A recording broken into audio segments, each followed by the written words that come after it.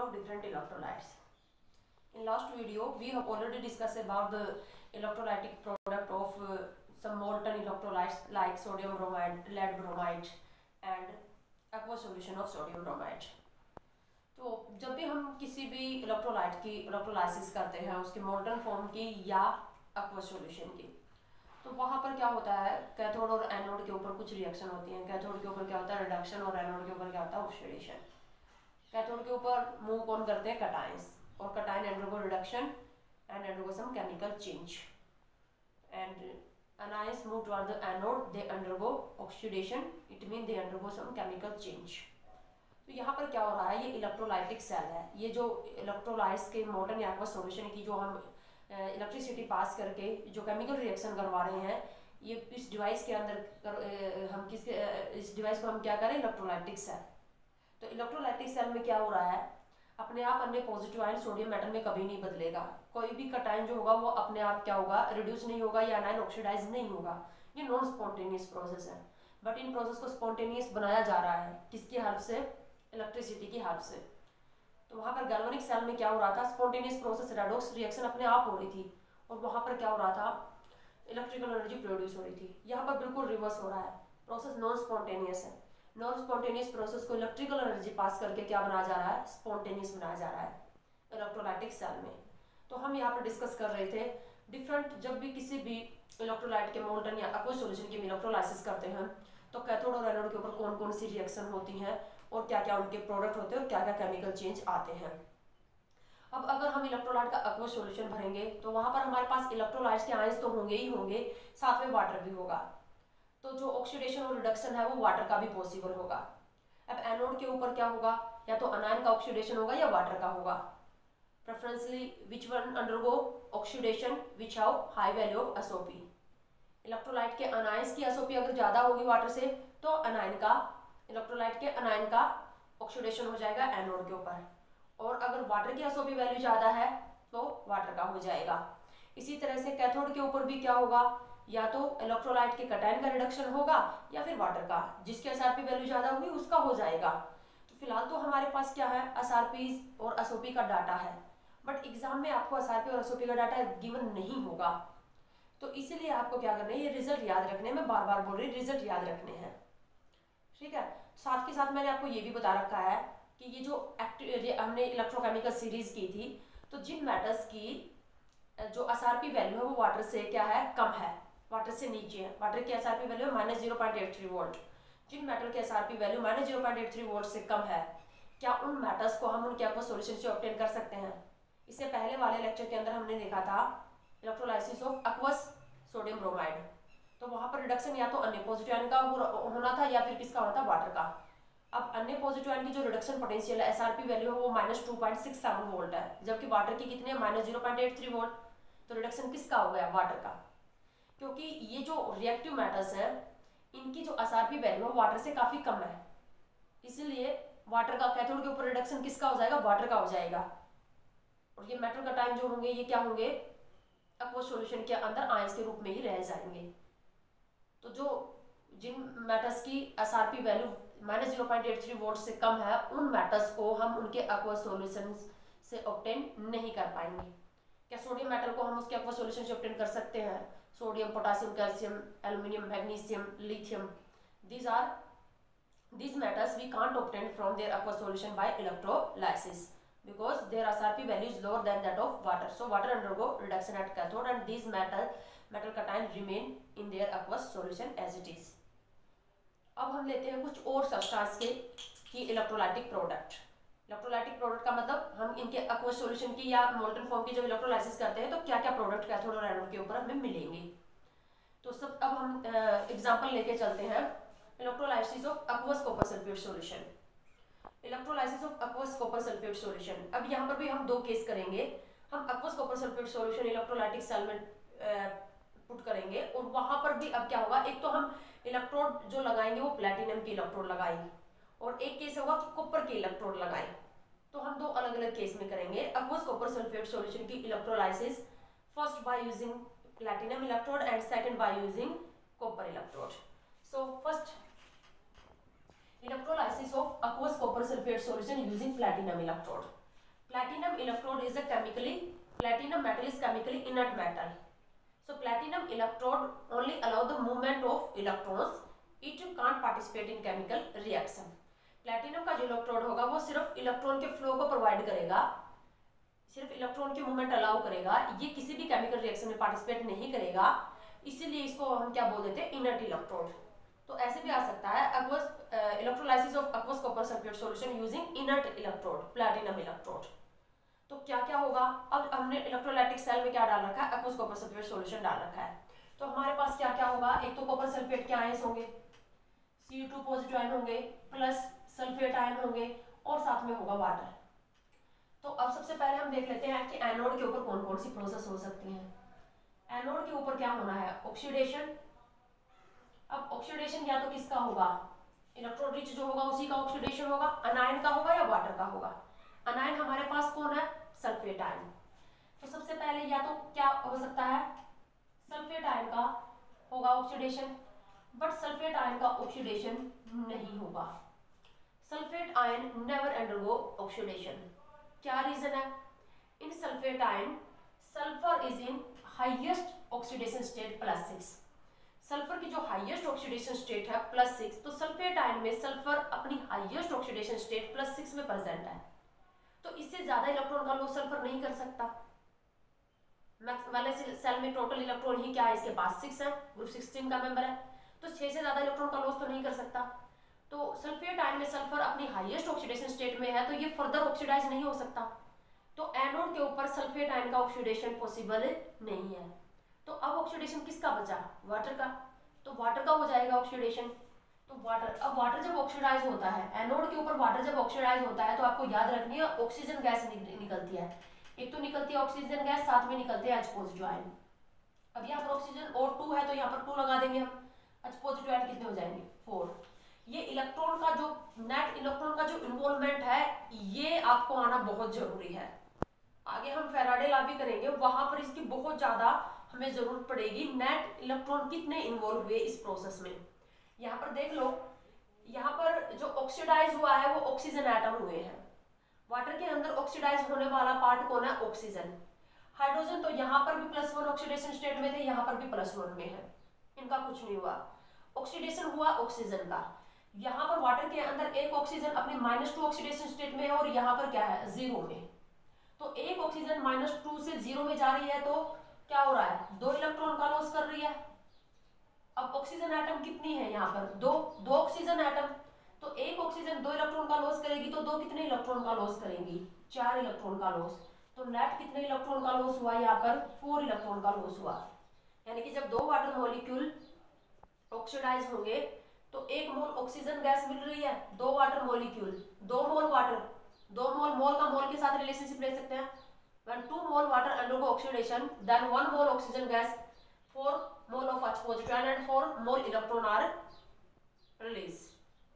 ठीक है, तो ये भी आपको साथ के साथ ध्यान रखना है। तो वाटर का हो जाएगा ऑक्सीडेशन। यहाँ पे तो हमें एसओपी का कंपैरिजन करने की जरूरत ही नहीं है, क्योंकि सल्फेट आयन का ऑक्सीडेशन तो होना ही नहीं है, क्योंकि सल्फर अपने +6 ऑक्सीडेशन स्टेट में है। तो ऑक्सीडेशन किसका हो जाएगा, वाटर का। वाटर का ऑक्सीडेशन होगा तो ऑक्सीजन गैस, अब ऑक्सीजन गैस जो लिबरेट होगी वो कहाँ पर लिबरेट होगी, एनोड पे। अब चलते हैं हम कैथोड पे। कैथोड पे क्या रिएक्शन होगी, अब कैथोड के ऊपर होता है रिडक्शन। कैथोड के ऊपर रिडक्शन होगा, रिडक्शन होगा या तो अनायन का होगा या वाटर का होगा, सॉरी रिडक्शन होगा कटायन का या फिर किसका होगा, वाटर का। तो अब हमारे पास कटायन कौन है, Cu2 positive ion. If it undergo reduction by take off 2 electron, then it form copper metal, ये कॉपर मेटल में कन्वर्ट हो जाएगा। कॉपर 2 पॉजिटिव आयन जो होंगे सॉल्यूशन से निकल कर क्या करेंगे, 2 इलेक्ट्रॉन लेंगे कैथोड रोड से, कैथोड रोड इलेक्ट्रॉन रिच है, तो इलेक्ट्रॉन लेंगे कैथोड से और कॉपर मेटल में कन्वर्ट हो जाएंगे। इसकी एसआरपी वैल्यू जो होती है, इसकी एसआरपी वैल्यू होती है +0.34 वोल्ट। अब एक प्रोबेबिलिटी ये हो सकती है कि वाटर का रिडक्शन हो जाए, जिसकी एसआरपी ज्यादा होगी उसी का होगा, तो वाटर का रिडक्शन भी हम लिख लेते हैं। वाटर का रिडक्शन अगर होता है तो वाटर हाइड्रोजन गैस, आपको ये बात याद रखनी है, जब वाटर कैथोड के ऊपर रिड्यूस होता है तो हाइड्रोजन गैस निकलती है, एनोड पे ऑक्सीडाइज होता है तो ऑक्सीजन गैस निकलती है। तो एक तो क्या बन जाएगा, एक तो निकलेगी हाइड्रोजन गैस और साथ में निकलेंगे OH नेगेटिव आयंस। इसको बैलेंस कर ले हम यहाँ पर, तो इसके आगे हम 2 लगा दें, 2 ऑक्सीजन हो गई, 4 हाइड्रोजन हो गए, तो यहाँ आगे हमने लगा दिया 2। तो 2 वाटर मॉलिक्यूल जो होंगे जब रिड्यूस होंगे तो 1 मोल तो हाइड्रोजन, 2 मोल का रिडक्शन होगा तो 1 मोल हाइड्रोजन गैस और 2 मोल OH नेगेटिव। इलेक्ट्रॉन का इन्वॉल्वमेंट देख लेते हैं, कितने इलेक्ट्रॉन का इन्वॉल्वमेंट हुआ। यहाँ पर क्या हो गया, इलेक्ट्रॉन यूज होंगे, रिडक्शन हो रहा है, तो इलेक्ट्रॉन कितने इलेक्ट्रॉन लेगा, 2 मोल वाटर कितने इलेक्ट्रॉन लेंगे। अब यहाँ पर जो दोनों ऑक्सीजन है वो यहाँ पर भी -2 में थी, यहाँ पर भी -2 में है, तो ऑक्सीजन ने कोई इलेक्ट्रॉन का गेन नहीं किया। ये जो 2 हाइड्रोजन है OH नेगेटिव में, ये भी अपनी +1 ऑक्सीडेशन स्टेट में, यहाँ पर भी +1 में थे। तो इन 4 हाइड्रोजन में से 2 हाइड्रोजन तो +1 में ही है, सिर्फ 2 हाइड्रोजन ने क्या किया है, ये 0 में आ गए। +1 से 2 हाइड्रोजन कहाँ आ गए, 2 हाइड्रोजन जो है वो अपनी +1 ऑक्सीडेशन स्टेट से कहाँ आ गए, 0 ऑक्सीडेशन स्टेट में। तो एक H पॉजिटिव आयन जब +1 से 0 जाएगा तो क्या करेगा, 1 इलेक्ट्रॉन लेगा, तो 2 कितने लेंगे, 2। तो यहाँ पर 2 इलेक्ट्रॉन का इन्वॉल्वमेंट हुआ। याद रखें कि जब 2 मोल वाटर का रिडक्शन हुआ है तो 2 मोल इलेक्ट्रॉन की इन्वॉल्वमेंट हुई है, लेकिन जब 2 मोल वाटर का ऑक्सीडेशन होगा तो 4 मोल इलेक्ट्रॉन की इन्वॉल्वमेंट होगी। ये फैराडे में हमारे काम आने वाली चीजें हैं बहुत। तो अब यहाँ पर क्या है, अब दोनों की एसआरपी जो वाटर की होती है, एसआरपी वाटर की होती है -0.83 वोल्ट। वाटर की एसआरपी और एसओपी दोनों वैल्यू याद रखें, एसओपी होती है -1.23 वोल्ट और एसआरपी -0.83 वोल्ट। अब एसआरपी वैल्यू जिसकी ज्यादा होगी वही प्रेफरेंसली डिस्चार्ज हो जाएगा, यानी कि वही प्रोसेस होगी। तुम देख रहे हो कॉपर की एसआरपी वैल्यू काफी हाई है, +0.34 वोल्ट है, तो कॉपर आयन अंडरगो रिडक्शन। अभी मैं फिर से वही रिजल्ट याद दिला रही हूँ, जो मेटल वाटर से, जिन मेटल्स की एसआरपी वैल्यू वाटर से ज्यादा होगी उनको हम उनके एक्वस सॉल्यूशन से ऑब्टेन कर सकते हैं। क्या हम कॉपर मेटल को उसके एक्वस सॉल्यूशन से निकाल सकते हैं, ये देखो निकल गई है, क्योंकि इसकी एसआरपी वैल्यू वाटर से ज्यादा है, तो कैथोड के ऊपर रिडक्शन कॉपर आयन का हो जाएगा। जबकि सोडियम आयन, लिथियम, पोटेशियम अगर होते तो उनकी एसआरपी वैल्यू वाटर से क्या होती, कम होती, तो वहां पर रिडक्शन वाटर का हो जाता और वो ये मेटल्स आयंस होंगे वो एक्वस सॉल्यूशन में ही रह जाते। तो क्या हम कॉपर मेटल को उसके एक्वस सॉल्यूशन से ऑब्टेन कर सकते हैं। हमने क्या किया, कॉपर सल्फेट का एक्वस सॉल्यूशन बनाया, वहां पर इलेक्ट्रोलाइसिस की और ये कॉपर मेटल हमें मिल गई। लेकिन क्या अगर हम NaCl की एक्वस NaCl की इलेक्ट्रोलाइसिस करके सोडियम मेटल ऑब्टेन कर लेते हैं, नहीं होती, क्योंकि कैथोड के ऊपर रिडक्शन सोडियम मेटल आयन का होता ही नहीं, क्योंकि उसकी एसआरपी वैल्यू तो काफी लो है वाटर से। इसी तरह से जो दूसरी रिएक्टिव मेटल्स हैं, अल्कली और अल्केनाइन अर्थ मेटल्स, उनको हम उनके एक्वस सॉल्यूशन की इलेक्ट्रोलाइसिस करके ऑब्टेन नहीं कर सकते due to their very low SRP value. तो अब रिएक्शन कौन कौन सी हो जाएगी, ये रिएक्शन यहाँ पर ये होगी, कैथोड के ऊपर रिएक्शन ये होगी और एनोड के ऊपर रिएक्शन ये होगी। दोनों रिएक्शन को जोड़ के हम नेट रिएक्शन लिख सकते हैं। दोनों रिएक्शन को जोड़ के नेट रिएक्शन जब लिखोगे तो पहले इलेक्ट्रॉन को इक्वल करना पड़ेगा। यहाँ इलेक्ट्रॉन 2 का इन्वॉल्वमेंट हो रहा है, यहाँ 4 का हो रहा है। इस पूरी इक्वेशन को क्या करोगे, 2 से मल्टीप्लाई कर दोगे। एसआरपी जो होती है वो नॉन एडिटिव प्रॉपर्टी होती है। अगर हम किसी इक्वेशन को किसी नंबर से मल्टीप्लाई करेंगे तो जो इलेक्ट्रॉन पोटेंशियल वैल्यू है वो मल्टीप्लाई नहीं होगी। मैंने ये आपको इनकी प्रॉपर्टी में बताया था जब इलेक्ट्रॉन पोटेंशियल की मैंने आपको प्रॉपर्टी करवाई थी, डेल्टा और इलेक्ट्रॉन पोटेंशियल की। तो ये नॉन एडिटिव प्रॉपर्टी है, इसकी वैल्यू फिक्स रहेगी चाहे हम इस इक्वेशन को किसी भी नंबर से मल्टीप्लाई करें। ठीक है, तो अब हम इन दोनों इक्वेशन को जोड़ के लिखेंगे तो हमारे पास नेट रिएक्शन जो आएगी वो क्या आ जाएगी, 2H2O plus 2Cu2 positive ion से क्या बन जाएगा, O2 plus 4H positive ion plus 2Cu solid, ये हो जाएगा। ये हमारे पास नेट रिएक्शन आ जाएगी। तो क्या क्या हुआ, ऑक्सीजन गैस मिली कहां पर, एनोड पे। कैथोड पे क्या मिली, कॉपर मेटल। जो कैथोड का रोड होगा, सॉल्यूशन के अंदर जो कॉपर 2 पॉजिटिव आयन होंगे वो क्या होंगे, सॉल्यूशन के अंदर copper 2 positive ion cathode road की तरफ जाएंगे और वहां से इलेक्ट्रॉन लेंगे और कॉपर मेटल में कन्वर्ट होते जाएंगे। यानी कि सॉल्यूशन के अंदर जो कॉपर घुला हुआ है वो क्या होगा, कैथोड के ऊपर डिपॉजिट होना स्टार्ट कर देगा। तो टाइम के साथ साथ क्या हो रही है, कॉपर 2 पॉजिटिव आयन की कंसंट्रेशन जो है वो डिक्रीज होती जा रही है। कॉपर 2 पॉजिटिव आयन कॉपर में कन्वर्ट होता जा रहा है। कैथोड रोड के ऊपर जो कैथोड रोड है उसका मास बढ़ता जाएगा। कैथोड रोड का मास जो होगा वो क्या होता जाएगा, इंक्रीज होता जाएगा, क्योंकि उसके ऊपर कॉपर चिपकता जा रहा है। साथ में क्या हो रहा है, जब वाटर ऑक्सीडाइज हो रहा है तो H पॉजिटिव आयन की कंसेंट्रेशन इंक्रीज होती जा रही है। H पॉजिटिव आयन की जो कंसेंट्रेशन है वो इंक्रीज होती जाएगी। H पॉजिटिव आयन की कंसेंट्रेशन इंक्रीज होती जाएगी तो सॉल्यूशन क्या होता जाएगा, मोर एंड मोर एसिडिक होता जाएगा। अब स्टार्टिंग में कॉपर सल्फेट सॉल्यूशन हमारे पास न्यूट्रल था, लेकिन इलेक्ट्रोलाइसिस करते रहेंगे तो H पॉजिटिव आयन रिलीज होते रहेंगे, वहां पर H पॉजिटिव आयन रिलीज होते रहेंगे तो सॉल्यूशन क्या होता जाएगा, मोर एंड मोर एसिडिक, यानी कि पीएच डिक्रीज होती रहेगी फिर, और सॉल्यूशन कैसा होता जाएगा, एसिडिक, यानी कि जो पीएच होगी वो क्या होगी, लेस देन 7 होगी, एसिडिक होता जाएगा। तो ये कुछ चेंजेस थे, इनमें से आपसे कोई भी एक रॉन्ग देके, 4 सही देके रॉन्ग या राइट इस तरह से क्वेश्चन बनाए जा सकते हैं।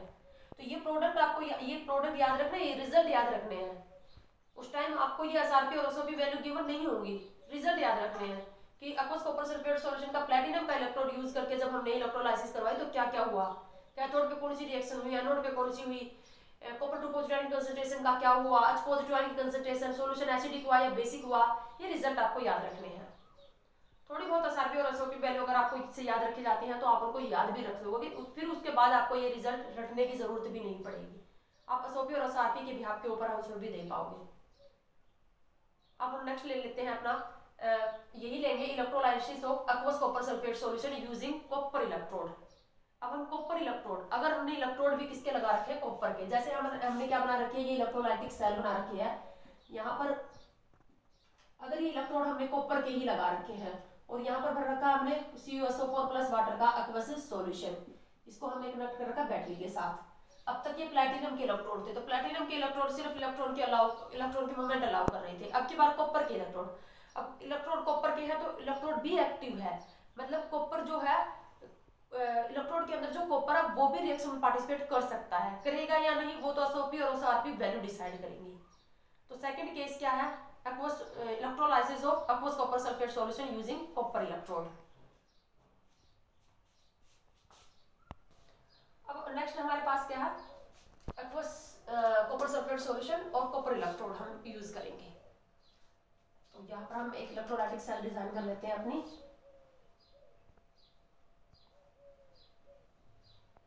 कॉपर के ही हैं दोनों इलेक्ट्रोड। गैल्वेनिक सेल में इलेक्ट्रोड हम डिफरेंट लेते थे, लेकिन यहाँ पर इलेक्ट्रोलाइटिक सेल में इलेक्ट्रोड हम सेम मटेरियल के ही लेते हैं, जैसे हम ग्रेफाइट के भी ले सकते हैं, या जैसे दोनों कॉपर के लिए दोनों प्लैटिनम के लिए सेम मेटल के होंगे। ये हमारे पास कैथोड होगा और ये होगा एनोड, और हमने सॉल्यूशन में यहाँ पर भर रखा है, तो copper aqueous copper sulphate solution है तो वहां पर होंगे हमारे पास copper 2 positive ion, SO4 2 negative ion, और साथ में होगा वाटर। क्या क्या प्रोसेस होती है देख लेते हैं हम। हमारे पास कौन कौन है, Cu2 पॉजिटिव आयन है, प्लस SO4 2 नेगेटिव आयन है, प्लस वाटर है, और साथ में कॉपर इलेक्ट्रोड भी है। कॉपर इलेक्ट्रोड भी एक्टिव इलेक्ट्रोड है, वो भी रिएक्शन में पार्टिसिपेट कर सकता है। सबसे पहले एनोड के ऊपर क्या क्या प्रोसेस पॉसिबल है, एनोड के ऊपर होना है ऑक्सीडेशन। ऑक्सीडेशन होगा अनायन का या वाटर का, या फिर कॉपर इलेक्ट्रोड का भी ऑक्सीडेशन हो सकता है, जिसकी एसओपी वैल्यू ज्यादा होगी उसी का हो जाएगा ऑक्सीडेशन। तो अनायन है हमारे पास SO4 2 नेगेटिव आयन, मैंने पहले भी बताया था SO4 2 negative ion can't oxidise because sulphur in its highest oxidation state +6। तो सल्फेट आयन अनायन का ऑक्सीडेशन तो यहाँ होगा नहीं, +6 ऑक्सीडेशन स्टेट में होने की वजह से। अब या तो वाटर का होगा या फिर कॉपर इलेक्ट्रोड, इलेक्ट्रोड के अंदर जो कॉपर मेटल है वो भी तो ऑक्सीडाइज होकर सॉल्यूशन में आ सकती है, तो अब या तो वाटर का होगा। अगर वाटर का ऑक्सीडेशन होता है तो क्या बनता है, एक तो oxygen gas plus 4H positive ion plus 4 electron 2H2O, 2 mole water undergo oxidation to form 1 mole oxygen gas, 4 mole of H positive and 4 mole of electron are release. Mole का मोल के साथ रिलेशनशिप है। इसकी जो SOP value है वो है -1.23 volt. एक और पॉसिबिलिटी भी है, जो कॉपर का इलेक्ट्रोड है वो भी तो क्या हो सकता है, कॉपर जो कॉपर यहाँ पर है वो कॉपर 2 पॉजिटिव आयन के फॉर्म में सॉल्यूशन में आ सकता है। देख लेते हैं किसकी एसओपी वैल्यू ज्यादा होगी।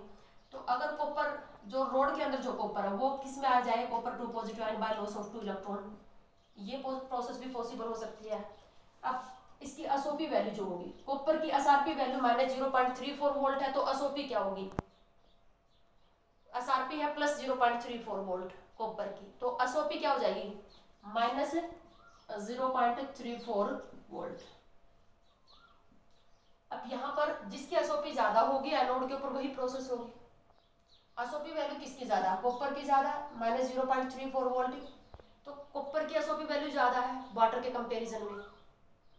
तो यहाँ पर प्रोसेस क्या होगी, जो रोड है, जो एनोड कॉपर का जो बना हुआ है जो इलेक्ट्रोड, उसके अंदर से कॉपर एटम निकल करके आ जाएंगे, कॉपर 2 पॉजिटिव आयन के फॉर्म में सॉल्यूशन में आ जाएंगे। तो ये प्रोसेस होगी, मेटल के अंदर से कॉपर मेटल निकल करके आएंगे, कॉपर 2 पॉजिटिव आयन के फॉर्म में सॉल्यूशन में आते जाएंगे। तो ये प्रोसेस हो जाएगी क्योंकि इसकी एसओपी वैल्यू ज्यादा है। जबकि जब प्लैटिनम का इलेक्ट्रोड यूज करके कर रहे थे तो वहां पर क्या हो रहा था, प्लैटिनम इलेक्ट्रोड तो रिएक्शन में पार्टिसिपेट कर ही नहीं रहा था, तो वहां पर एनोड के ऊपर ऑक्सीडेशन वाटर का हो रहा था। जबकि कॉपर का इलेक्ट्रोड यूज करके कर रहे हैं तो ऑक्सीडेशन किसका हो रहा है, कॉपर इलेक्ट्रोड का हो रहा है। इसका मतलब टाइम के साथ साथ जो एनोड है, एनोड इलेक्ट्रोड, उसका मास जो होगा वो रिड्यूस होता जाएगा क्योंकि उसके अंदर से जो एटम है वो कॉपर 2 पॉजिटिव आयन की फॉर्म में सॉल्यूशन के अंदर डिसॉल्व होते जाएंगे। अब हम ले लेते हैं कैथोड। कैथोड के ऊपर क्या प्रोसेस होगी, कैथोड के ऊपर होना है रिडक्शन। रिडक्शन या तो अनायन का होगा या वाटर का होगा, कटायन का होगा, सॉरी कटायन का होगा। कटायन कौन है सॉल्यूशन के अंदर, Cu2 positive ion while taking of 2 electron to form copper।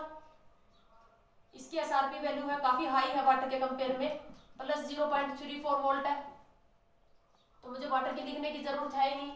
Water की एसआरपी वैल्यू तो -0.83 वोल्ट होगी ना, जबकि कॉपर आयन की जो एसआरपी वैल्यू है वो +0.34 वोल्ट है, पहले वाला ही ये सेम रिजल्ट। तो कैथोड के ऊपर रिडक्शन किसका हो जाएगा, जिसकी एसआरपी वैल्यू ज्यादा कॉपर की है, बहुत ज्यादा हाई है वाटर के कंपेयर में, तो कॉपर 2 पॉजिटिव आयन जो होंगे सॉल्यूशन के, जो कॉपर 2 पॉजिटिव आयन होंगे वो कैथोड की तरफ जाएंगे, वहां से इलेक्ट्रॉन लेंगे और कॉपर बनके कैथोड के ऊपर चिपकते चले जाएंगे। मतलब यहाँ पर क्या होगा, जो सॉल्यूशन के अंदर जो कॉपर 2 पॉजिटिव आयन है वो यहाँ पर इलेक्ट्रॉन लेंगे और कॉपर बनके ये यहाँ पर चिपकते जाएंगे। मतलब नेट प्रोसेस हो क्या रही है, एनोड से कॉपर एटम निकलेंगे, सॉल्यूशन में आएंगे और सॉल्यूशन वाले कॉपर 2 पॉजिटिव आयन क्या होंगे, कैथोड के ऊपर चिपकते चले जाएंगे। इसका मतलब अगर देखा जाए तो क्या सॉल्यूशन के अंदर कॉपर 2 पॉजिटिव आयन की कंसंट्रेशन चेंज होगी। तो यहाँ पर बहुत ही इंपॉर्टेंट टॉपिक ये है कि अगर हम कॉपर इलेक्ट्रोड का यूज करके एक्वस कॉपर सल्फेट सॉल्यूशन की इलेक्ट्रोलाइसिस करेंगे तो कॉपर 2 पॉजिटिव आयन की कंसंट्रेशन चेंज नहीं होगी। जितने कॉपर मेटल एनोड से कॉपर 2 पॉजिटिव आयन की फॉर्म में आएंगे उतने ही कॉपर 2 पॉजिटिव आयन कैथोड से इलेक्ट्रॉन लेके कैथोड के ऊपर चिपकते चले जाएंगे। तो जितना मोलर, जितना कंसंट्रेटेड हमने कॉपर सल्फेट सॉल्यूशन डाला है वो उतना ही रहेगा। It mean copper 2 positive ion की जो कंसंट्रेशन है वो क्या रहेगी, सेम रहेगी। अब नेट रिएक्शन देख लेते हैं क्या होनी है। कैथोड के ऊपर ये रिएक्शन हो रही है और एनोड के ऊपर ये रिएक्शन हो रही है, दोनों रिएक्शन जस्ट एक दूसरे की रिवर्स दिखाई दे रही है तुम्हें। इसका मतलब ये नहीं है कि इन दोनों को लिखेंगे तो रिएक्शन नहीं होगी, रिएक्शन तो हो रही है। अगर इन दोनों रिएक्शन को जोड़ के तुम लिखोगे तो यहाँ पर तुम्हारे पास नेट रिजल्ट क्या आएगा, यहाँ पर कॉपर सॉलिड है प्लस कॉपर 2 पॉजिटिव आयन है, उधर भी क्या बन गया, कॉपर 2 पॉजिटिव आयन और कॉपर सॉलिड। देखने से ऐसे लगा कि कोई रिएक्शन नहीं हो रही, but equal and opposite reaction हो रही है। एनोड वाला कॉपर क्या हुआ, कॉपर 2 पॉजिटिव आयन की फॉर्म में सॉल्यूशन में आया, फिर कॉपर 2 पॉजिटिव आयन सॉल्यूशन से, सॉल्यूशन वाला कॉपर 2 पॉजिटिव आयन कैथोड से इलेक्ट्रॉन लेकर कॉपर में कन्वर्ट हो जाएगा। तो कॉपर 2 पॉजिटिव आयन की जो कंसंट्रेशन रहेगी वो क्या रहेगी, सेम रहेगी। तो ये बात आपको याद रखनी है, कॉपर 2 पॉजिटिव आयन की कंसंट्रेशन क्या रहेगी, सेम रहेगी। और क्या क्या चेंजेस होंगे, एनोड रोड का मास क्या होगा, जो एनोड इलेक्ट्रोड है उसका मास क्या होता जाएगा, धीरे धीरे डिक्रीज, और कैथोड रोड का मास क्या होता जाएगा, कैथोड जो इलेक्ट्रोड है हमारे पास उसका मास धीरे धीरे क्या होता जाएगा, इंक्रीज। एनोड का डिक्रीज होता जाएगा और कैथोड का इंक्रीज होता जाएगा। और यही जो प्रोसेस है ये आप लोगों ने सुना होगा, इलेक्ट्रोलाइटिक रिफाइनिंग।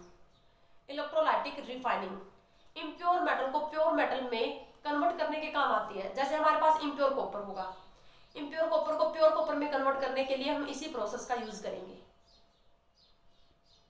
तो इम्प्योर कॉपर को प्योर कॉपर में कैसे कन्वर्ट करेंगे, बिल्कुल यही प्रोसेस काम करेगी। वहां पर जो हमारे पास इम्प्योर कॉपर होगा उसको हम एनोड बना देंगे बैटरी के पॉजिटिव टर्मिनल से कनेक्ट करके। ये है हमारे पास इम्प्योर कॉपर, इसमें इम्प्योरिटी भी है, कॉपर मेटल के साथ साथ इम्प्योरिटी है। और एक हम कैथोड जो इलेक्ट्रोड लेंगे वो क्या लेंगे, प्योर कॉपर का। बैटरी के पॉजिटिव टर्मिनल से कनेक्ट करेंगे इम्प्योर कॉपर को एनोड बना देंगे और नेगेटिव टर्मिनल से कनेक्ट करेंगे प्योर कॉपर को कैथोड बना देंगे। और ये है एनोड। इसमें डालेंगे हम aqueous कॉपर सल्फेट का aqueous सॉल्यूशन, CuSO4 का aqueous सॉल्यूशन। क्या होगा, जो कॉपर है इसमें जो कॉपर है वो कॉपर 2 पॉजिटिव आयन बनके सॉल्यूशन में आएगा और सॉल्यूशन से कॉपर 2 पॉजिटिव आयन बनके कहां चला जाएगा, कैथोड के ऊपर। तो जितना भी कॉपर होगा इसमें वो कॉपर सारा क्या आ जाएगा सॉल्यूशन में और सॉल्यूशन से कहां पर चिपकता जाएगा, प्योर कैथोड रोड के ऊपर चिपकता चला जाएगा। लास्ट में बचेगी इम्प्योरिटी, वो इम्प्योरिटी जो होंगी वहां सॉल्यूशन में यहाँ पर डिसॉल्व हो जाएंगी, जिसको एनोड मड बोलते हैं। एनोड मड, इस एनोड मड के अंदर गोल्ड, प्लेटिनम, सिल्वर जैसी मेटल हमें मिलती हैं। तो कॉपर की इलेक्ट्रोलाइसिस करते दौरान जो हमारा इन्वेस्ट होता है वो इन एनोड मड में जो प्रीसियस मेटल मिलती है उससे ओवरकम किया जाता है। यही है किसका principle, electrolytic refining. Impure copper को प्योर कॉपर में कैसे बदला जाएगा। इम्प्योर कॉपर की क्या बनाएंगे हम, इम्प्योर कॉपर का जो भी हमारे पास सैंपल होगा उसको बैटरी के पॉजिटिव टर्मिनल से कनेक्ट करके एनोड बना देंगे और प्योर कॉपर का एक टुकड़ा लेंगे जिसको बैटरी के नेगेटिव टर्मिनल से कनेक्ट करके क्या बना देंगे हम, कैथोड, और कॉपर सल्फेट का वो सॉल्यूशन डालेंगे। क्या होगा, जो कॉपर होगा इम्प्योर कॉपर के अंदर वो कॉपर 2 पॉजिटिव आयन के फॉर्म में सॉल्यूशन में डिसॉल्व हो जाएगा और सॉल्यूशन से कॉपर 2 पॉजिटिव आयन निकलकर कहाँ चला जाएगा, कैथोड रोड के ऊपर। तो कॉपर 2 पॉजिटिव आयन की कंसंट्रेशन रहेगी सेम, एनोड मास का लोड डिक्रीज होता जाएगा और कैथोड मास का लोड जो होगा वो इंक्रीज होता जाएगा और ये प्रोसेस इलेक्ट्रोलाइटिक रिफाइनिंग कहलाएगी।